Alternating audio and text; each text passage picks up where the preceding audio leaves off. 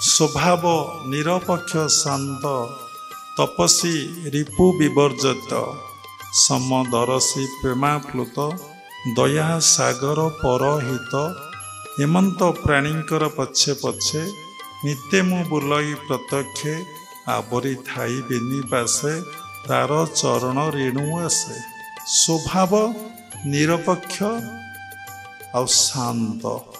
देखंतु आपण माने समस्ते ये दुनिया रे समस्ते पक्ष नहीं एबे इलेक्शन आसुची आपण मान दीक्षित व्यक्ति पक्ष नेबे कि बीजेडी की भोट दब कि बीजेपी की भोट दब कि कांग्रेस को भोट दब तमे निरपक्ष हो पारल नहीं भगवान तुमठू दूरे जीवे। जने तहसीलदार आश्रम आसते इलेक्शन टाइम कहले राजनैतिक आलोचना हुए बोले राजनीति आम तो जानिनु पाठ पढ़ीनु राजनीति कौन आपण को दलीय नुहति बोले दलीय कौन हुए साधु माने भगवान को जे दर्शन उपलब्धि करने तो समस्ते समान से पक्ष केमती नेबे आपण कौन सतरे भोट देना आम भोट देनु पाखे जने व्यक्ति थे से कहले बाबा भोट देना स्वभाव निरपक्ष और शांत।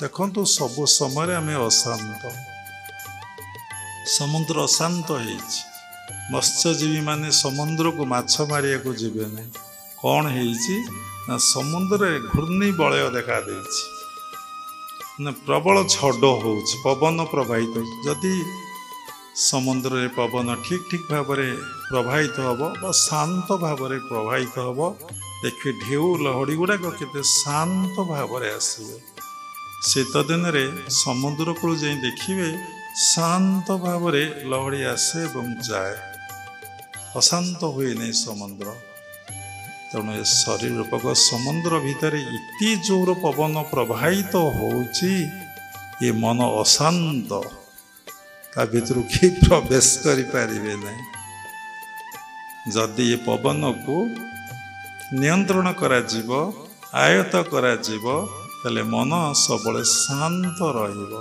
स्वभाव निरपक्ष शांत तपस्वी केही आमे तपस्या करूने समस्ते कौन करुचे ना भोग करिया को चाहूजे शीत आसिला घोरी हवा वर्षा आसिला रेनिकोट घोरी हवा गरम हैला फैन बा एसी लगैबा सबु बळे आमे कौन करुचे ना तपस्वी नुह प्रकृति गण इंद्रगण को नियंत्रण करिबा आयत्त करने को तप कहुए ब्रह्मांड रे टिके संक्षेप कहीदेली पिंड में संक्षेप कहीदे आग ए मन को नियंत्रण कले ऑटोमेटिक इंद्रगण प्रकृतिगण नियंत्रण हो जदि गोटी गोटी नियंत्रण करने को चाहिए आपण केबे पारे ना गोटे छोटिया एग्जांपल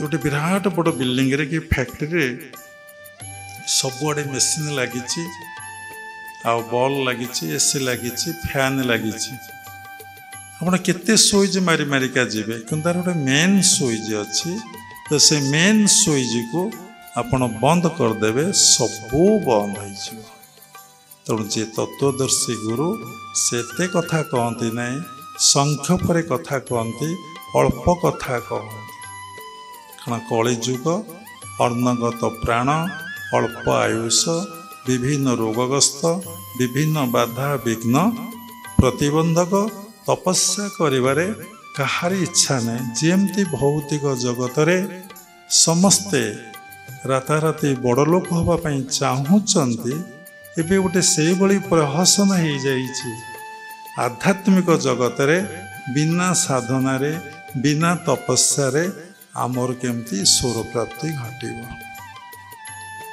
ताले मुनि ऋषि माने ओई हुंका कौन पे पाल्टुले हजार हजार वर्ष कहीं तपस्या करुले तांकर अस्थि कहीं रोला आउ किछि रोहुनथला कौन से साधना भगवान को प्राप्ति होगा कौन एते दुर्लभ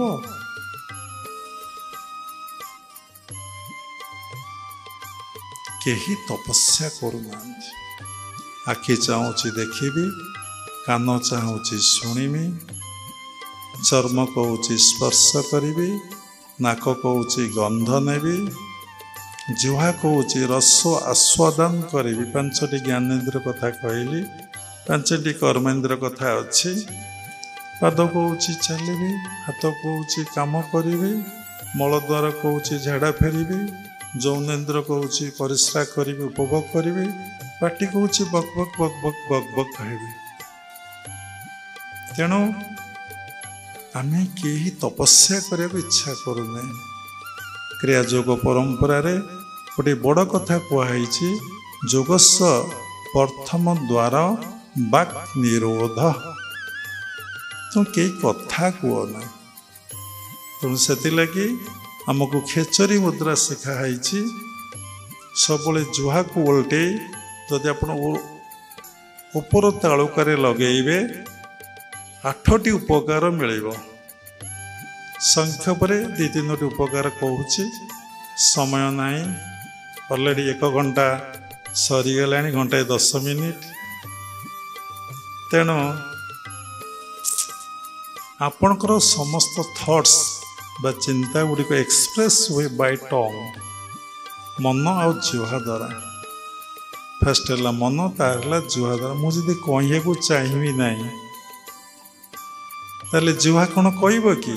ମୁଁ ଯେତେବେଳେ କହିବାକୁ ଚାହୁଁଛି ଜିହ୍ୱା କହୁଛି। କିଏ ଚାହୁଁଛି? ନା ମୋ ମନ ଚାହୁଁଛି। ତେଣୁ ଜିହ୍ୱାଟା ଯଦି ଓଲଟେଇ ଉପର ତଳକୁ ଲଗେଇଦେବେ ତାକୁ ଖେଚରୀ ମୁଦ୍ରା କୁହାଯାଏ। ଯଦି ଆପଣ ସବୁ ସମୟରେ ପ୍ରାକ୍ଟିସ୍ କରିବେ ଆପଣଙ୍କର ଯାହା ଭିତରୁ ଥଟ୍ସ ଆସୁଛି ଆଉ ଏକ୍ସପ୍ରେସ୍ କରିବାକୁ ଇଚ୍ଛା ହେବନି। ଗୋଟିଏ ଉପକାର।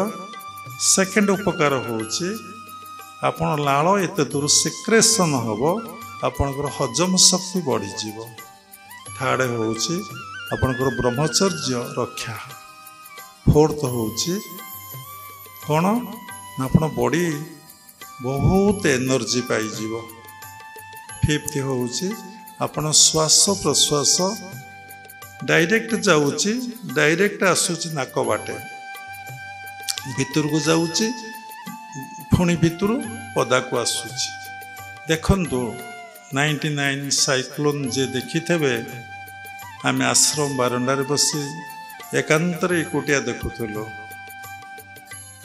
ପବନ ଯଦି ସିଧା ଏମିତି ପ୍ରବାହିତ ହେବ, କୌଣସି ବୃକ୍ଷଲତା କି କୋଠାବାଡ଼ି ଭାଙ୍ଗିବ ନାହିଁ। ପବନଟା ଯଦି ଘୂର୍ଣ୍ଣନ ଆକାରରେ ମଣ୍ଡଳ ଆକାରରେ ଏମିତି ବୁଲିବ, ଆପଣ ଦେଖିବେ ଏତେ ପାୱାରଫୁଲ୍ ହେବ, ଯେତେ ବଡ଼ ବିଲ୍ଡିଂ, କୋଠାବାଡ଼ି, ବୃକ୍ଷଲତା ସବୁ ଭାଙ୍ଗିକି ଚୁରମାର କରିଦେବ। କ'ଣ ଶିଖିଲେ?